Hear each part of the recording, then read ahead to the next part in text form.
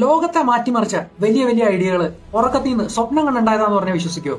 സ്കൂളിൽ നമ്മുടെ ഉറക്കം കെടുത്തിയിട്ടുള്ള ഒരു സംഭവമായിരിക്കും പീരിയോഡിക് ടേബിൾ. എന്നാൽ റഷ്യൻ കെമിസ്റ്റായ ദിമിത്രി മെൻഡലേവ് പീരിയോഡിക് ടേബിൾ കണ്ടുപിടിച്ചത് ഒരു ഉറക്കത്തിലാണ്, സ്വപ്നത്തിലാണ് എന്നുള്ളതാണ് കഥ.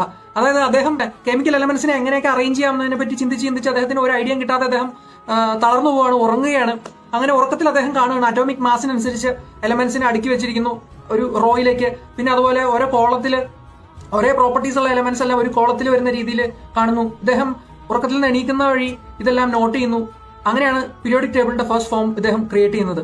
ഈവൻ അന്ന് കണ്ടുപിടിക്കപ്പെടാത്ത എലമെന്റ്സിനുള്ള സ്പേസ് പോലും അദ്ദേഹം ഒഴിച്ചു വെച്ചിട്ടുണ്ടായിരുന്നു. ഇന്നൊരു സംഭവം കണ്ടുപിടിക്കുകയാണെങ്കിൽ അതിന്റെ പ്രോപ്പർട്ടീസ് ഇങ്ങനെയായിരിക്കും. അതിപ്പോൾ ഉള്ള എക്സാമ്പിൾ പറയുകയാണെങ്കിൽ ഗാലിയം കണ്ടുപിടിക്കുന്നതിന് മുമ്പ് അലുമിനിയത്തിന്റെ അതേ കോളമിൽ വരുന്ന രീതിയിലാണ് അദ്ദേഹം അത് അറേഞ്ച് ചെയ്തത്. കാരണം അലുമിനിയത്തിന്റെ സെയിം പ്രോപ്പർട്ടീസ് ഗാലിയത്തിന് ഉണ്ടാവും എന്നുള്ള രീതിയിൽ. ഭാവിയിൽ ഗാലിയം കണ്ടുപിടിച്ചു കഴിഞ്ഞപ്പോഴും അതുപോലെ ആയി മാറി എന്നുള്ളതാണ് കഥ. അന്ന് അറ്റോമിക് നമ്പർ കണ്ടുപിടിച്ചിട്ടുണ്ടായിരുന്നില്ല, അതുകൊണ്ടാണ് അറ്റോമിക് മാസ് വെച്ച് അറേഞ്ച് ചെയ്തിരുന്നത്.